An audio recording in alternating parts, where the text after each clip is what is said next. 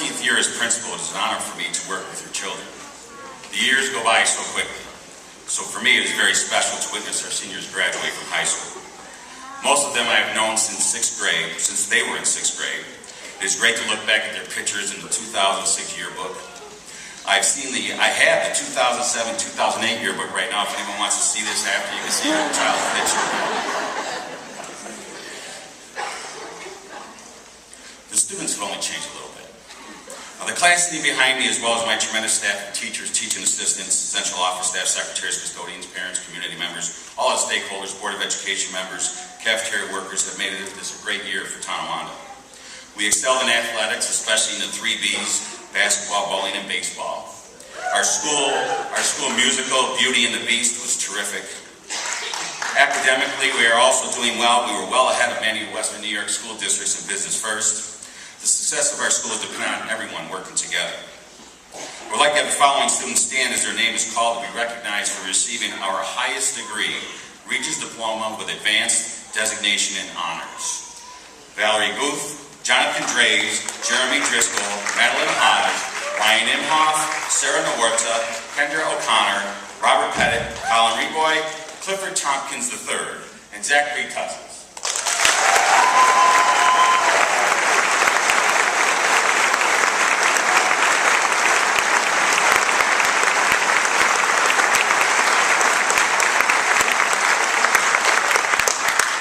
At this time, I would like to have the 5 seniors who have joined the armed forces to stand. Thank you to Alexander Bowie. Alexander Bowie.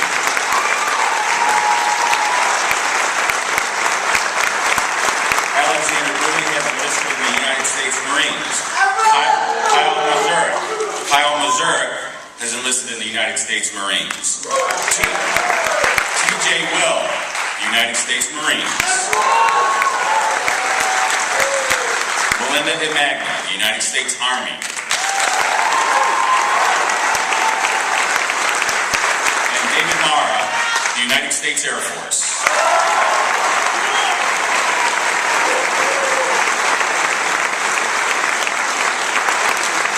Thank you for volunteering to serve our country. Without your dedication and future service, we would not be able to have a celebration such as this one today. Congratulations to all of you. And remember, freedom is not free.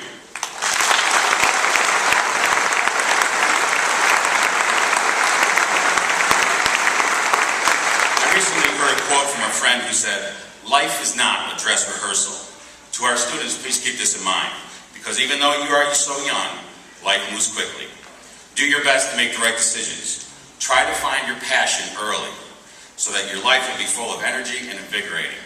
Hopefully, you will find a job that does not feel like work. Hopefully, it will be something that you are passionate about. I was a young 21-year-old when I found my passion. When I student taught in the city of Buffalo, I knew that the education profession was for me. Think about your interests, your talents, and your skills, and try to identify your passion. Once identified, focus on your dreams, and nothing can stop you. You will always face many obstacles, challenges, heartbreaks, but never give up and always persevere. Enjoy your friends and family. Talk to your elders. Listen to their wisdom.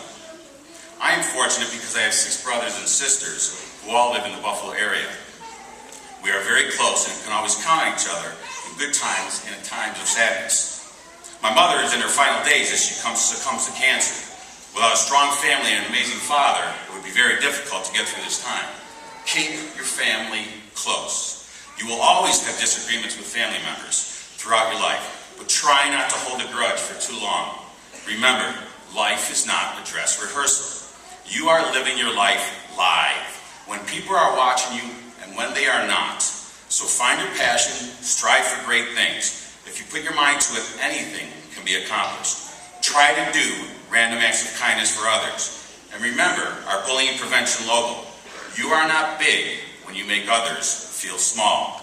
Try to make someone's day every day. A compliment, a smile, a hug can speak volumes for someone. If someone gets you upset, say to yourself, or even out loud, "I am the only person that can ruin my day." Don't let anyone else ruin your day. When Madeline read her speech, she stated that we can control how we react to the circumstances fate presents us with. Each day can be special with the right attitude. So as we move on with our celebration, remember to not treat life on earth as a dress rehearsal. Make each day count. After today's ceremony, start planning to make your dreams become a reality. Thank you.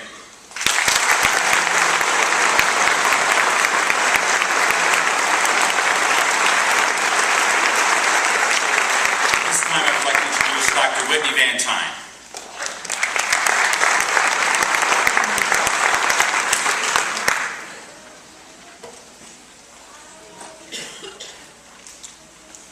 I have to scratch out because I started by saying good morning, and as Mr. Sesney reminded us, it's good afternoon. So good afternoon, everybody, and welcome to the 117th edition of graduation of the Tonawanda City School District. Incredible accomplishment for this institution and a wonderful legacy of the people sitting in this audience. And also at this time, which I do every year, I'm going to ask the graduates to stand for a second and applaud you. Would you do that, please? Give them an applause. Thank you. Go ahead, sit down. Thank you. See, I used to be a principal too, with the hand signs, up, down, up, down. Dr. Newton, thank you so much for inviting me today and for your words to our students and to all the words that we've heard today and all the wonderful honors and accomplishments that we've heard about our different students. The orchestra, the chorus, Mrs. Stewart and I were commenting on the voices and on the sounds and how moving all of that was. I'd like to begin my comments this morning with a quote from Joanne Thomas. And she said the following, and I quote, "Sometimes the best helping hand you can get is a good, firm push." End quote. And now I'm going to turn my attention to our soon-to-be honored graduates. Students, honored students, it's finally arrived. 13 years, maybe more, of formal education comes to a close today. I have some questions for you. As the superintendent, I guess I get to ask the last test questions. So here's your last test questions. You don't need to answer, but think. What have you accomplished? Did you learn how to share? Did you learn it's best to treat everyone respectfully and with dignity? Did you learn that manners matter? Do you understand, as you've heard already today, that only you can and will control your destiny? Can you recite any chapter or verse from classic literature or poetry? Can you complete simple mathematics, which will assist you as you determine the accuracy of your paycheck? Something to think about. Do you understand what benefits mean in an employment situation? Can you communicate without texting or tweeting or Facebooking? The next question goes right after that. Can you compose a business letter? Develop a cover letter to apply for a job? Or even write a personal note or letter? Personally, I would be very disappointed if any of our graduates answered no to any of those questions. Because you see, our education in the United States is based on humanities and liberal arts. And it is our hope that you have been provided with repeated, simple, critical skills that you will need to survive and thrive in the adult world.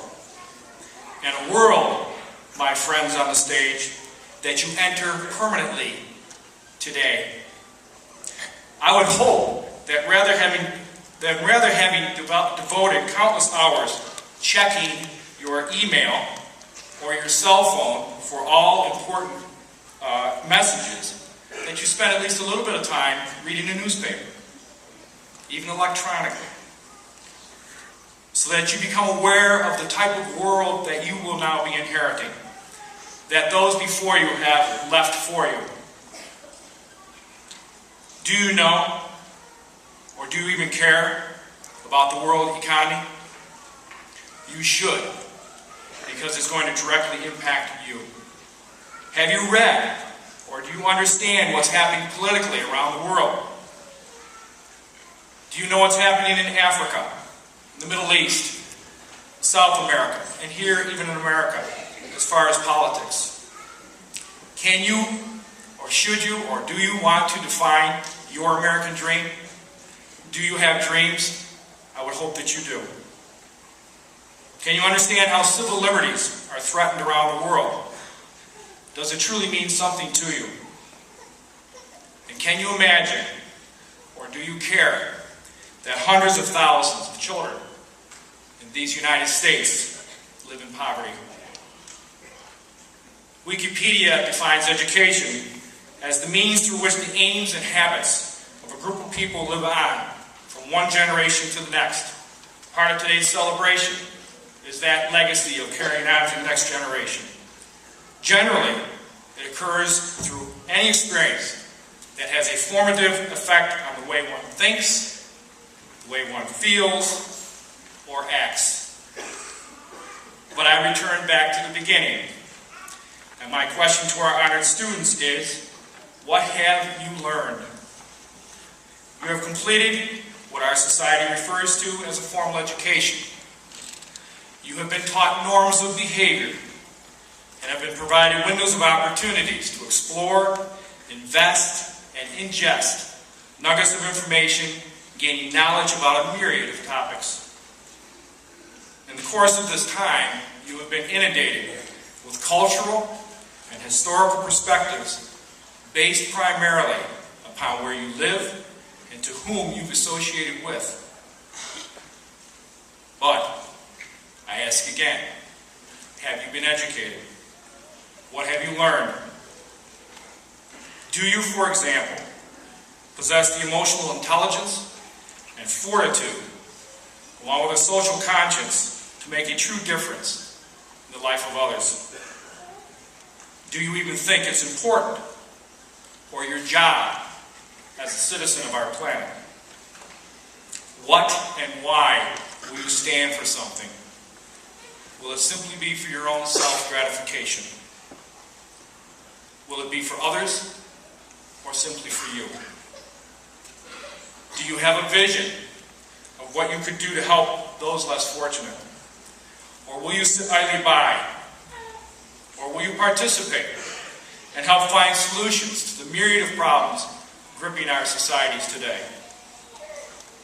And I want to thank Mrs. Holler for already quoting from Winston Churchill. We didn't share notes beforehand. But I offer this as the last comment to our seniors. And as he stated, we do make a living by what we get. We make a life by what we give. I congratulate our seniors for taking the steps necessary to arrive at this moment. My best wishes for a lifetime of commitment to others, a journey that leads you to your fulfillment of joy and happiness, and an awareness that how you treat and how you speak to others is how you will ultimately be judged. Congratulations, class of 2012.